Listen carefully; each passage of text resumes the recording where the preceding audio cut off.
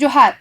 मैं महिमा सिंह स्वागत करती हूँ आप सभी दर्शकों का प्रभात खबर के इस खास प्रोग्राम सियासी समर की जमीनी हकीकत में। आज हम बात करेंगे चतरा लोकसभा सीट की। और चतरा लोकसभा सीट झारखंड में हॉट सीट बनी हुई है और काफी समय तक चतरा में टिकट बंटवारे को लेकर इंडिया गठबंधन और एनडीए के बीच किचकिच रहा। इस पूरी चर्चा हम जानेंगे चतरा लोकसभा सीट के मुद्दे, समीकरण और राजनीतिक तापमान।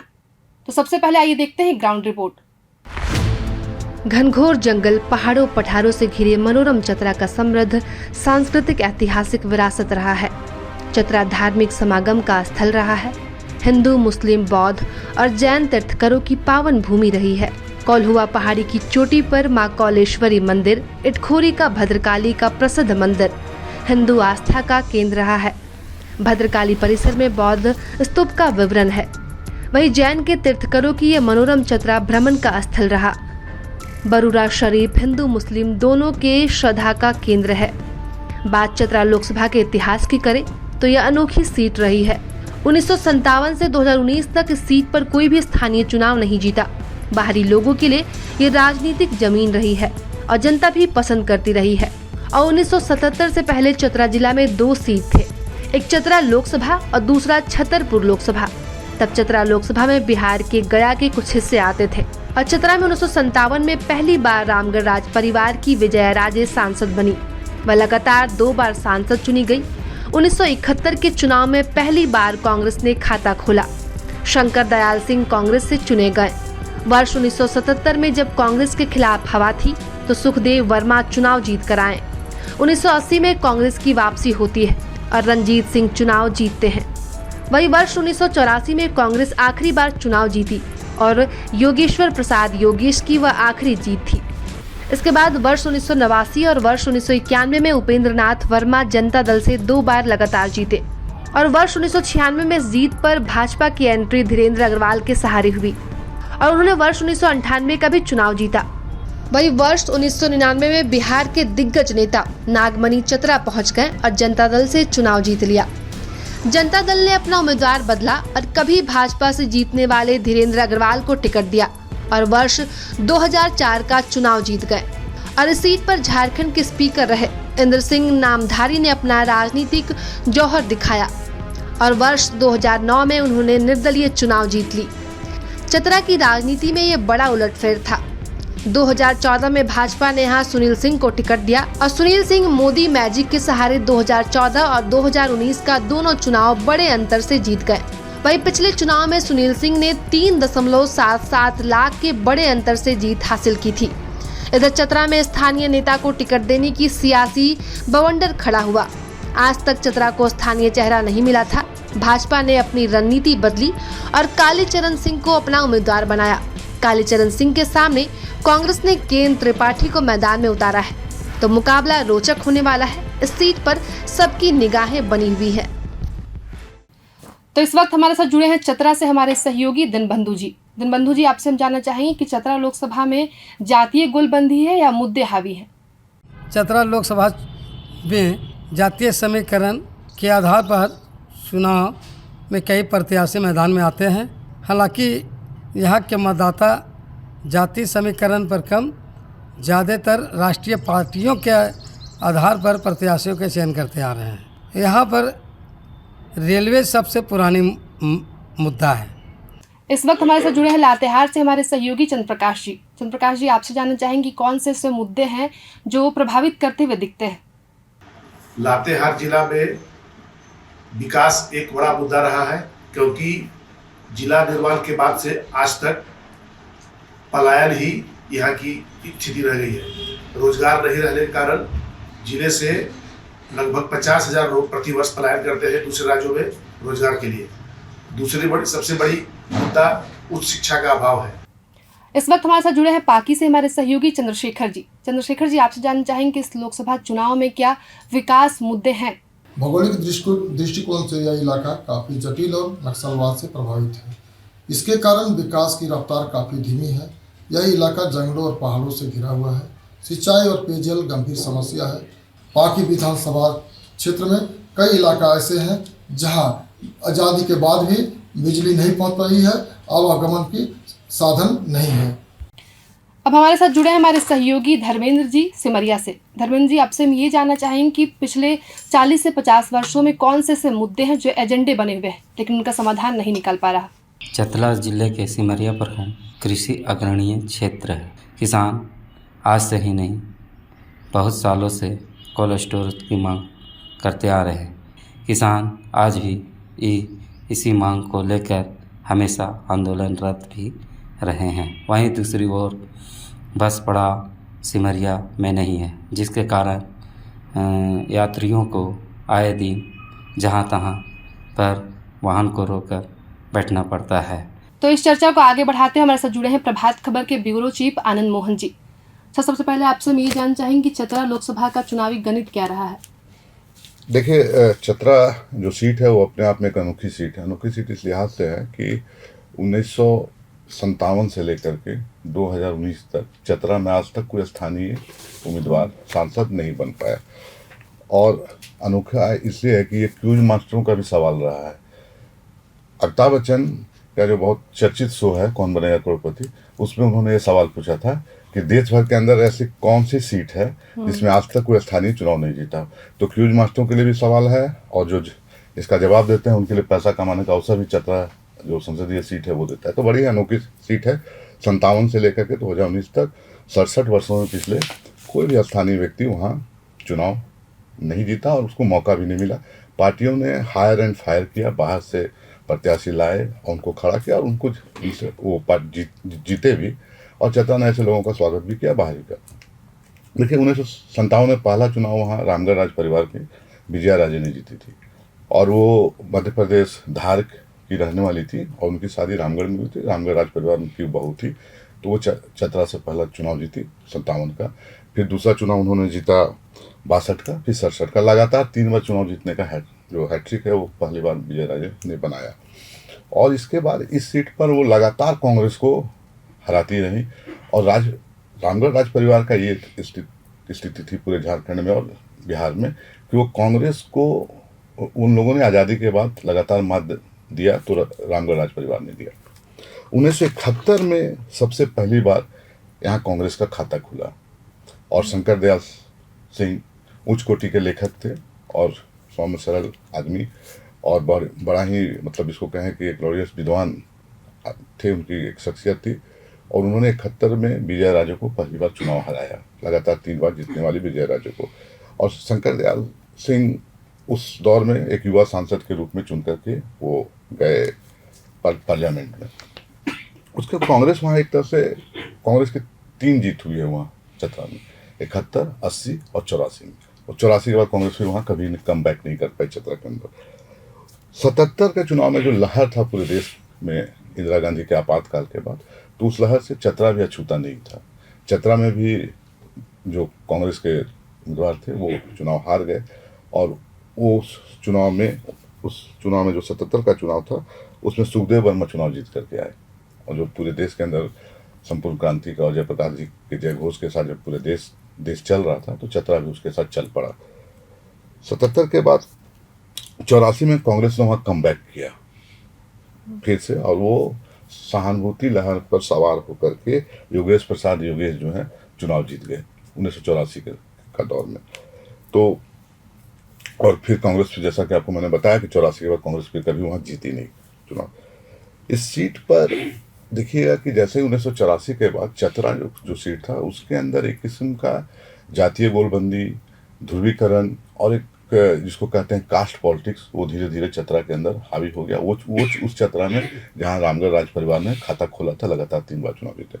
तो अब वो जगह जो है वो सामाजिक न्याय के जो झंडा उठा के चलने वाले लोग थे, जैसे राष्ट्रीय जनता दल और जनता दल, उनके लिए वो एक सीट खाद पानी का जगह बन गया। और वैसे बढ़ गया। और 1989 और 91 में लगातार उपेंद्र नाथ वर्मा 2 बार वहाँ से चुनाव जीतते हैं और वो जनता दल से चुनाव जीतते हैं। तो एक दूसरे जो कहें कि चतरा का जो राजनीतिक तापमान था वो दूसरी दिशा में जातीय गोलबंदी और सारी चीज़ों में कास्ट पॉलिटिक्स की ओर गया। और इस सीट पर 91 के बाद 96 में पहली बार कमल खिलता है। और धीरेन्द्र अग्रवाल एक व्यवसायी थे जो चतरा पहुँचते हैं, वो भी बाहरी थे और चतरा पहुँचते हैं और भाजपा के वहाँ से एंट्री कराते हैं। तो धीरेन्द्र अग्रवाल पहले ऐसे शख्सियत थे, ऐसे राजनीतिक थे जो भाजपा की टिकट लेकर के आए और चुनाव जीत गया और भाजपा का वहाँ खाता खुल गया 96 में। 98 का चुनाव फिर धीरेन्द्र अग्रवाल ने भाजपा से जीता। तो लगातार 2 चुनाव वो 96 और 98 का जीत करके निकले। 99 में फिर एक बाहरी व्यक्ति की एंट्री होती है, नागमणि। वो राजद के टिकट लेकर के आते हैं और अच्छे खासे मार्जिन से वो नागमणि और दिग्गज नेता थे बिहार में जातीय गोलबंदी के साथ, तो वो चुनाव जीत जाते हैं। तो वहाँ एक आरजेडी का कीपैड बन जाती है। उसके बाद 2017 में क्या है कि पार्टियां बदले, लोगों ने पार्टियां बदली, लोगों ने पार्टियों ने नए चेहरे उतारे और सारे को एक्सेप्ट किया है चतरा ने तरह से। तो एक अलग टेम्परामेंट का जो चतरा कंस्टिट्यूएंसी है पहले वो था। अब 2004 में जो भाजपा से जीतने वाले 2 बार धीरेन्द्र अग्रवाल वो चले जाते हैं आरजेडी में। एक बड़ा बदलाव है कि जहां भाजपा से सीधे आरजेडी, और 2004 का वो चुनाव जीत जाते हैं। और 2009 का जो चुनाव था वो वाकई में कहिए तो कि बड़ा ही जिसको कहें कि एक चमत्कारिक चुनाव था। और मैंने ये लगता है कि चतरा में जहाँ पार्टियों का एक अपना इकबाल था, राजद का, जनता दल का, और भाजपा 2 बार पहले चुनाव जीत चुकी थी, तो ऐसे में एंट्री होती है झारखंड के एक दिग्गज नेता हैं इंदर सिंह नामधारी, स्पीकर रहे, वो चुनाव लड़े। उनका कुछ खटपट हुआ अपनी पार्टी से, तो उन्होंने मन बना लिया कि हम निर्दलीय चुनाव लड़ेंगे और चतरा में वो निर्दलीय चुनाव जीत करके आए। तो एक बड़ा राजनीतिक उलटफेर चतरा ने 2009 में कर दिया इंदर सिंह नामधारी के साथ। 2 के बाद आप जैसा जानती हैं कि 2014 के बाद 14 से एक नया एरा देश के पॉलिटिक्स में शुरू हुआ, एक नए युग की शुरुआत होती है जो मोदी युग जिसको कहेंगे, मोदी मैजिक जिसको कहेंगे, मोदी लहर। तो 2014 में जब मोदी ने कमान संभाली पूरी भाजपा की, और तो वहाँ से भाजपा ने फिर एक बाहरी सुनील सिंह को टिकट दिया और चतरा भेजा, और उस मोदी लहर में सवार होकर के सुनील सिंह 1.5 लाख वोट से उस पहले चुनाव में उनको लगता है कि 177 के वोट से वो चुनाव जीत गए। फिर 2019 का चुनाव हुआ। 2019 के चुनाव में भाजपा ने सुनील सिंह पर ही भरोसा जताया, सुनील सिंह को टिकट दिया, और मोदी लहर का उफान और तेज था 2019 में, तो मार्जिन सुनील सिंह भी ने और बढ़ाया और लगभग 3 लाख 3.5 लाख वोट से वो चुनाव जीत करके आए, 177 पहले और जीते। तो ये दोनों चुनाव भाजपा ने आसानी से 2014-2019 का जीत लिया, और एक नई हवा, एक नई बयार आप देखेंगे कि चतरा में बह रही थी।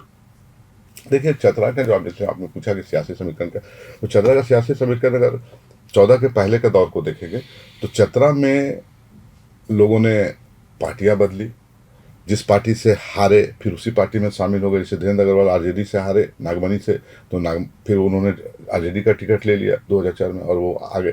तो इस तरह से वहाँ एक कोई मतलब ऐसा कोई फोर्स नहीं है जो काम करता है, वहाँ एक चेहरे काम करते हैं, और जब जिसका जो अपने हिसाब से अपनी गोलबंदी बना लेता है उस हिसाब से वो काम करता है।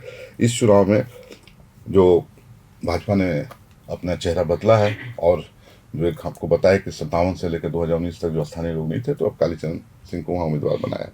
तो स्थिति ये है कि जनता पार्टी वहाँ 1 बार जीती, कांग्रेस 3 बार जीती, जनता दल और राष्ट्रीय जनता दल को अगर मिला दें तो 4 बार अभी तक वहाँ से चुनाव जीत चुके। हम 67 के बाद की बात कर रहे हैं, वो विजय राजे के बाद की बात कर रहे हैं। जो विजय राजे 3 बार लगातार चुनाव जीते, उसके बाद की हम आपको काउंटिंग बता रहे हैं।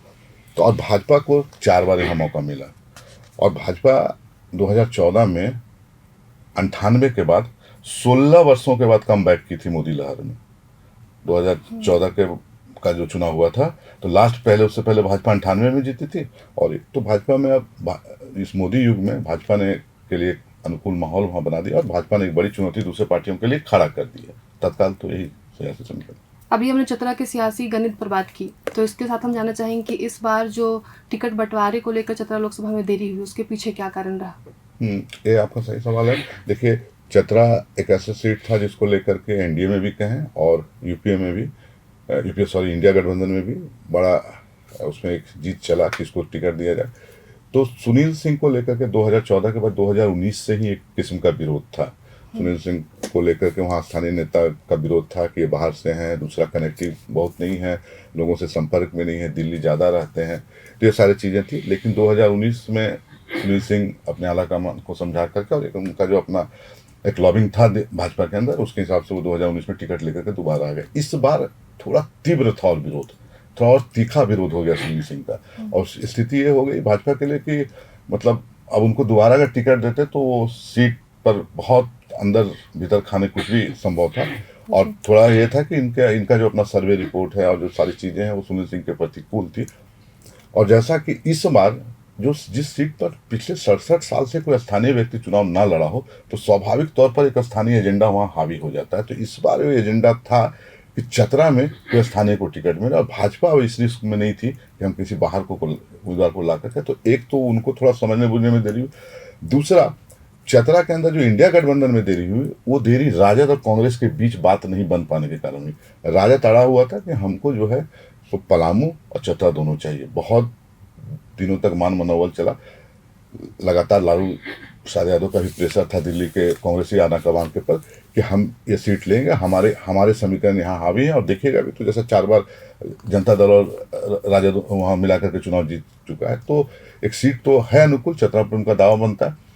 तो लेकिन कांग्रेस और जो सीट बंटवारा हुआ था इंडिया गठबंधन के बीच में, वो उसके खाके में राजद को एक ही सीट जाना था। तो राजद ने पलामू पहले सिंबल दे दिया था और चतरा पर अड़े हुए थे। तो अब उसको लेकर कांग्रेस और उनके बीच में लंबे समय तक तकरार जीत ये सारी चीज़ें होती रही और अंततः जो है कांग्रेस के खाते में वो सीट गई और के एन त्रिपाठी को उन्होंने उम्मीदवार बनाया कांग्रेस। सर, जैसा के एन त्रिपाठी की बात हो रही है तो इसमें हम जानना चाहेंगे कि इंडिया गठबंधन के बीच मतलब आपस में कुछ मतभेद चल रहा है क्या? जैसे कि उलगुलान रैली हाल ही में झारखंड में हुई तो उसमें देखने को मिला कि के एन त्रिपाठी और आरजेडी की बीच जो बहस हुई थी, माहौल जो बना था, उसको लेकर क्या कुछ कहेंगे? एक तो इनके बीच का इन फाइटिंग है वहाँ पर चतरा में इंडिया गठबंधन के बीच में, और खास करके के एन त्रिपाठी के आने के बाद वो चीज़ें हुई है। तो आरजेडी का तो पहले से इन पर था कि हमको वो सीट चाहिए, तो स्वाभाविक तौर पर था कि उनके आने के बाद उनका विरोध होगा।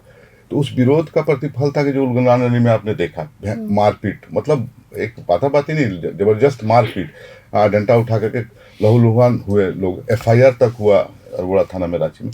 तो एक भीतर घात है। तो वो स्वाभाविक तौर पर जब चीज़ें बाहर आ गई है, जो लड़ाई बाहर आ गई है राजद वर्सेस कांग्रेस, तो उसको थोड़ा इंडिया गठबंधन के लिए चुनौती होगा कि उसको मेंटेन करने और दोनों कार्यकर्ताओं को समझाना बुझाना और एक साथ कैंपेन में जाना।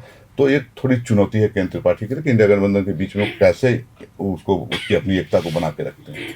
सर, अंतिम सवाल ये होगा कि इस बार क्या ऐसी स्थिति रही कि चतरा में स्थानीय उम्मीदवार देने पड़े और अभी क्या स्थिति है? देखिए, जैसा कि पूरा हाइप में था ये मांग कि स्थानीय उम्मीदवार हो, क्योंकि लंबे अरसे से 67 साल के अगर कोई लास्ट 67 ईयर से कोई स्थानीय ना जीता हो तो एक डिमांड तो लोकल वॉइस रेज होता ही है। वो तो पार्टियों के लिए मजबूरी बन गई, कांग्रेस के लिए भी और भाजपा के लिए। भाजपा कोई किसी रिस्क फैक्टर पर जाना नहीं चाह रही थी। एक तो वो हो गया। वर्तमान स्थिति ये है कि देखिए, अभी जो मोदी जी की रैली हुई है 2-3 जगहों में झारखंड में, तो मोदी जी के आने के बाद एक जो सेंटिमेंट्स और एक जो गोलबंदी होती है जो अपने भाजपा समर्थकों की और जो एक एजेंडा लेकर के वो आते हैं, तो उसमें पिछले 2 चुनाव से 2014-2019 से लगातार विपक्षियों के लिए एक चुनौती बना हुआ है। और चतरा एक बड़े मार्जिन से जीता हुआ सीट है, 3,77,000 वोट से के ऊपर के मार्जिन से जीता हुआ सीट है। सुनील सिंह 2019 में उतने वोट से जीते हैं। तो एक तो चुनौती है इंडिया गठबंधन को कि उस सीट पर वो उस जो इतना बड़ा मार्जिन है उसको पाट पाएं। दूसरी चुनौती ये है कि अपने अंदर का जो उनकी लड़ाई है, भीतर खाने जो चीज़ें चल रही है उसको कर पाएं। तो समीकरण यही है कि इस समीकरण में अच्छा एक कालीचरण नया चेहरा है, तो कालीचरण नया चेहरा, तो अब भाजपा के अंदर कार्यकर्ता और खास करके जो पूरा उनका जो समीकरण है और जिस समीकरण पर भाजपा पहले चुनाव लड़ती रही है, तो वो समीकरण को क्या भाजपा मेंटेन रख पाएगी? कालीचरण के साथ लोग जाएंगे और कालीचरण कितने अपने कार्यकर्ताओं के भी, तो एक सारा ये सवाल भाजपा के अंदर में भी है और इंडिया गठबंधन में। तो इस पूरे चर्चा में हमने बात की चतरा लोकसभा सीट की और समझा वहां का राजनीतिक तापमान, समीकरण और मुद्दे। साथ ही आपको हमने रूबरू करवाया चतरा लोकसभा सीट की ग्राउंड रिपोर्ट से। तो फिर मिलते हैं ऐसे ही अगले चर्चा में। प्रभातखबर.com, विश्वास वही, रफ्तार नहीं।